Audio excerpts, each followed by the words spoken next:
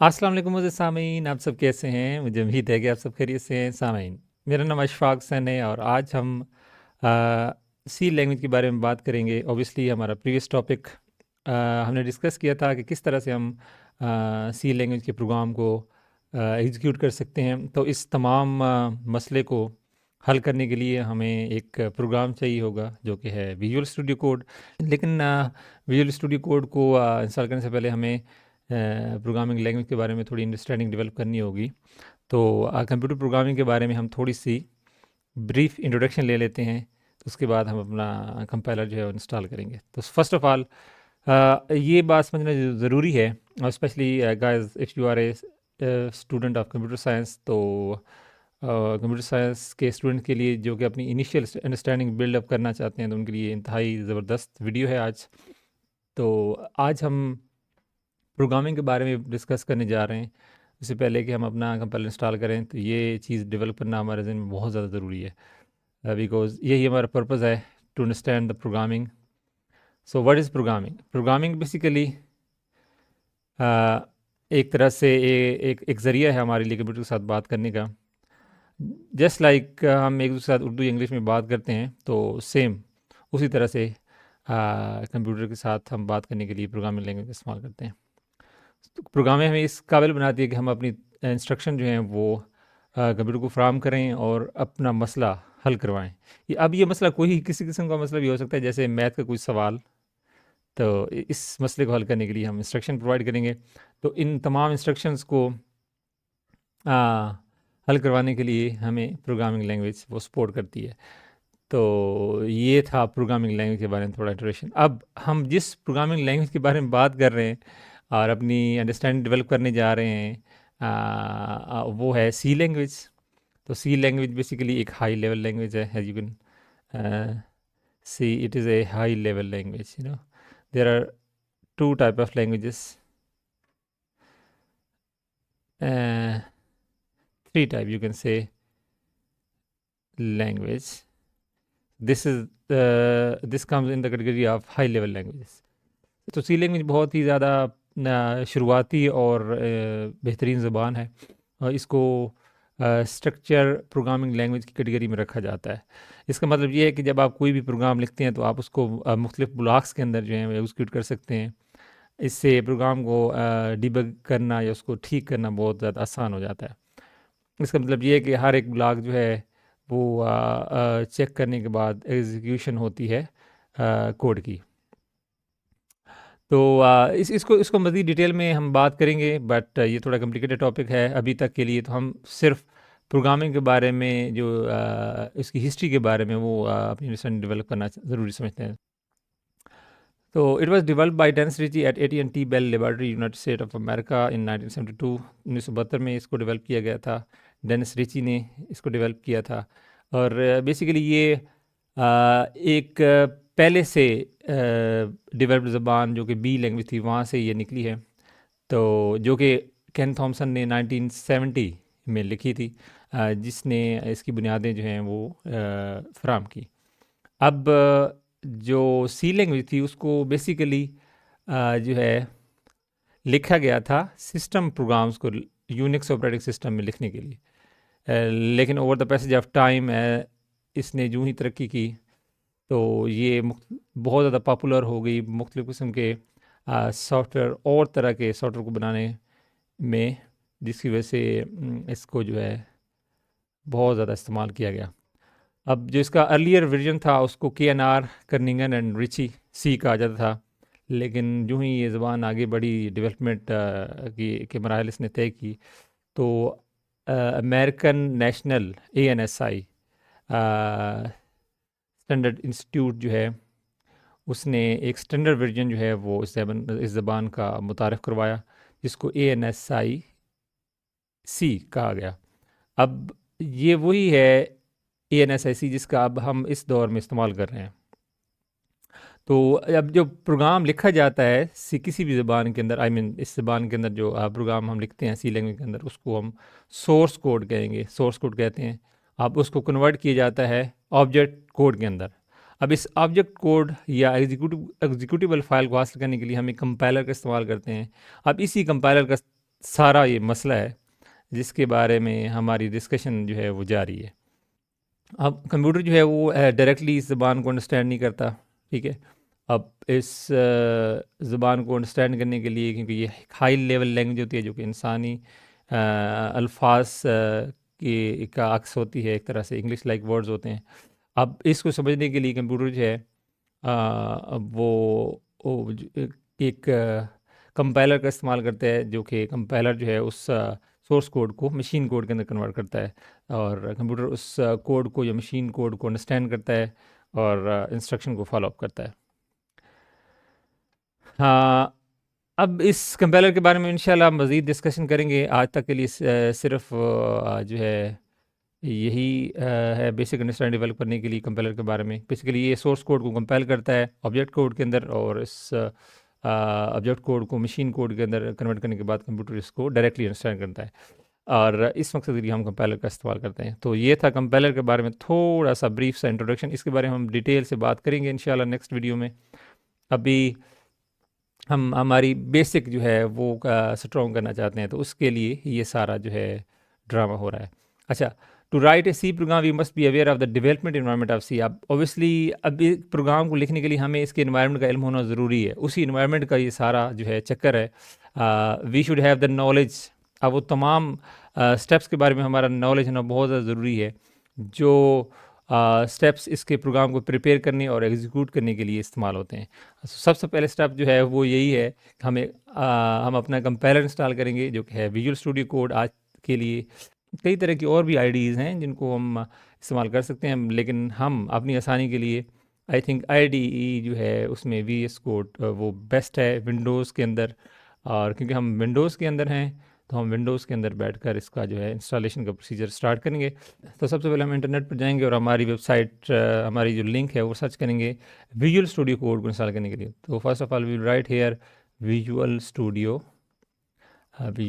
Code download. So यहाँ पर हम इस लिंक को सर्च करेंगे, तो फर्स्ट वाली link download visual Studio code, ये हम क्लिक करेंगे और इसमें हमारा प्रोग्राम जो है वो हम इंस्टॉल और डाउनलोड करेंगे। नेट मेरा थोड़ा स्लो है, जिसकी वजह से लेफ़्ट साइड पे जो ऑप्शन है विंडोज़ वाला, विंडोज़ के लिए ये वाला इंस्टॉल करेंगे। मैंने ये तमाम प्रोग्राम जो है ना ऑलरेडी डाउनलोड किए हुए हैं और इंस्टॉल भी किए हुए हैं। डाउनलोडिंग का प्रोसीजर थोड़ा लंबा होता है, लेंथी होता है, तो इसलिए मैंने ये ऑलरेडी तो इंस्टॉल किया हुआ ये वाला सेटअप। आपने ये वाला विजुअल स्टूडियो कोड यहाँ पे होगा, आई थिंक मैंने ये पढ़ा है। तो आपको यहाँ पे ये वाला इंस्टॉल कर देना है, एक्सेप्ट कर देना है, नेक्स्ट करना है, और ये सारे के सारे पार्ट्स में आपने क्लिक कर देना है। That's it. नेक्स्ट करना है, नेक्स्ट करना है, and it will start installing.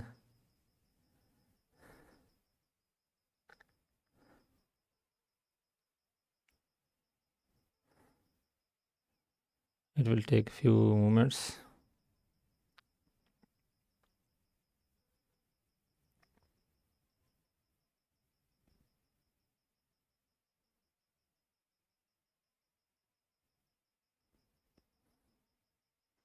Launch नहीं करना है, इसको फिनिश कर देना है, and then will go further. And हमारा नेक्स्ट जो है प्रोग्राम वो हम डाउनलोड करेंगे MinGW, जो कि तो इसके लिए दो सोर्सेज हैं जो ज़्यादातर यूज़ होती हैं MinGW डाउनलोड। तो एक सोर्स जो ज़्यादातर इंटरनेट पर मैंने देखी है डाउनलोड करते हुए, वो थी ये।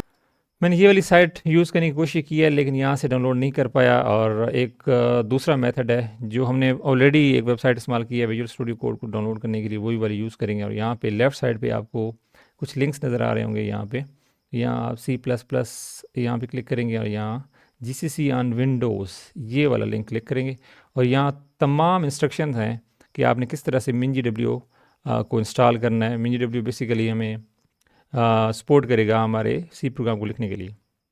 सबसे पहले आपने ये वाला इंस्टॉल डाउनलोड करना है। ये लिंक पर आप क्लिक करेंगे, ये मैंने ऑलरेडी डाउनलोड किया हुआ है, यहाँ पे पड़ा होगा AMS ये वाला। तो इस लिंक को क्लिक करने के बाद ओपन करेंगे इस लिंक को, नेक्स्ट करेंगे, in it will start installing. Next करेंगे दोबारा से डायरेक्टरी ऑलरेडी। तो गाइस क्योंकि मैंने ये ऑलरेडी इंस्टॉल किया हुआ है, जिस वजह से ये थोड़ा इशू कर रहा है। डायरेक्टरी यूजर ऑलरेडी, लेकिन आप इसको इंस्टॉल करेंगे तो एक विंडो खुलेगी जो कि इस तरह से होगी। इस विंडो के अंदर आप कमांड्स देंगे जो यहाँ पे बताई गई हैं दूसरे स्टेप के अंदर। ये देखें, run installer and follow, sorry दूसरे स्टेप के अंदर नहीं, ये फोर्थ स्टेप के अंदर जो पड़ी है टर्मिनल में, ये वाला टर्मिनल ऑटोमेटिकली ओपन हो जाएगा। जब आप फिनिश करेंगे तो ये ओपन हो जाएगा।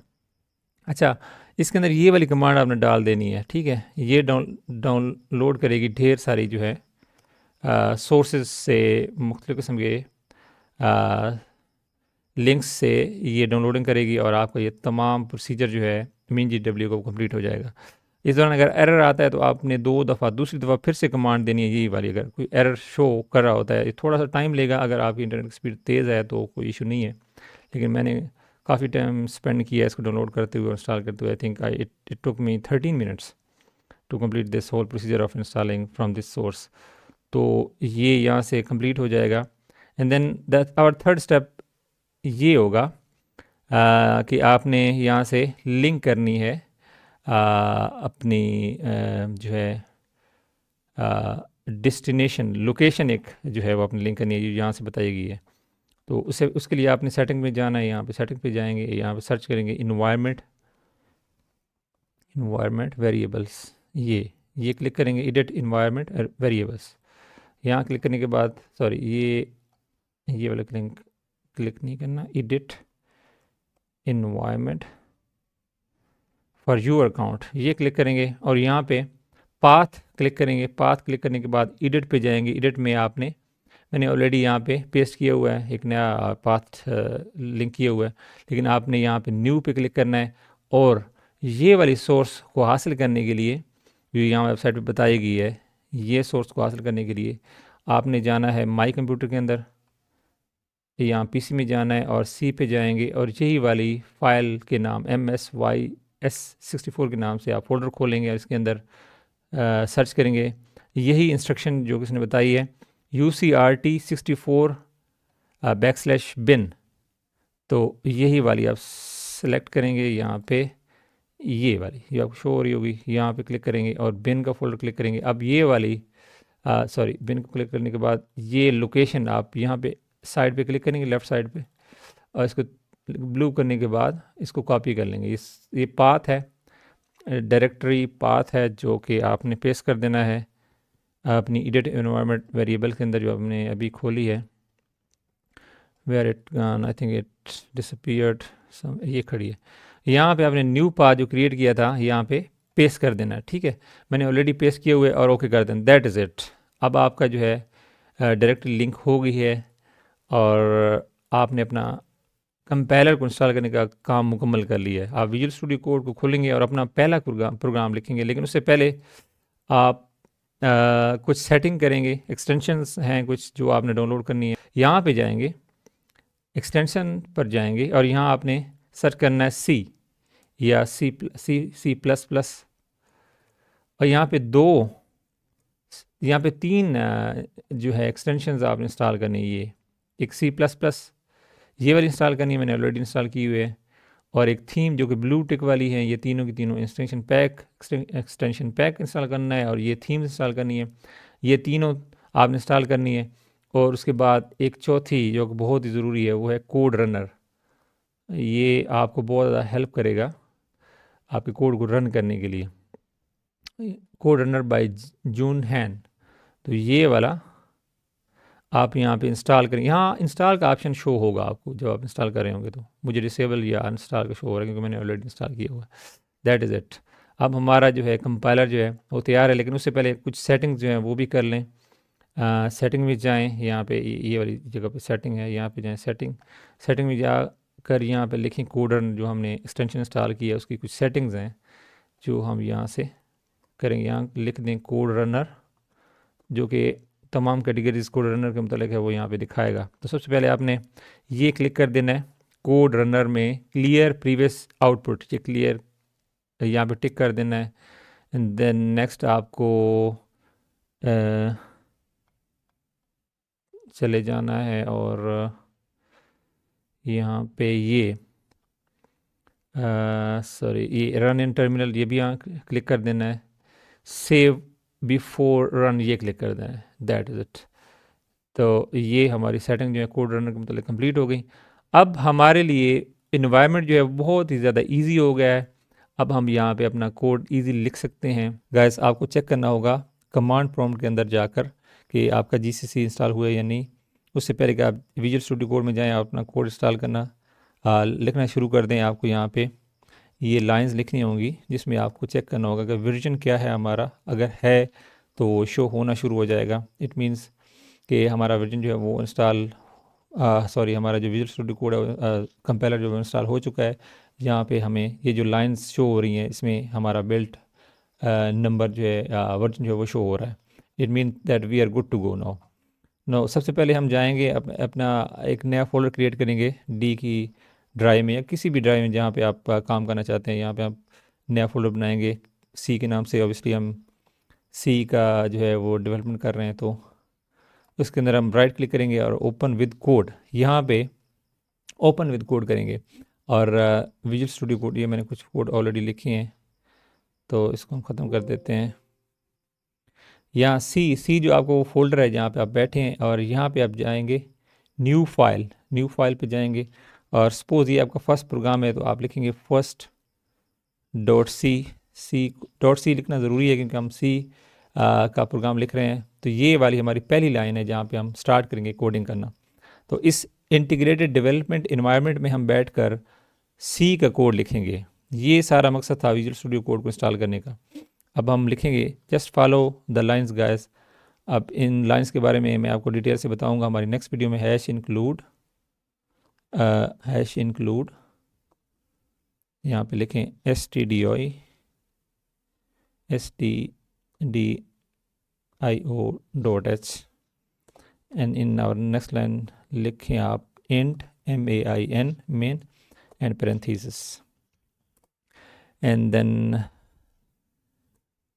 बिटवीन दीज ब्रेसेस स्टार्ट आपको एक प्रोग्राम लिखना होगा फंक्शन प्रिंट एफ जिसमें आप इन पेरेंथीसिस के अंदर डबल क्वाट्स के अंदर कुछ लाइंस लिखेंगे। सपोज हम लिखते हैं हेलो वर्ल्ड, हेलो वर्ल्ड। तो यहाँ पे हम जाएंगे और सेमीकोलन लगाकर इसको बंद कर देंगे।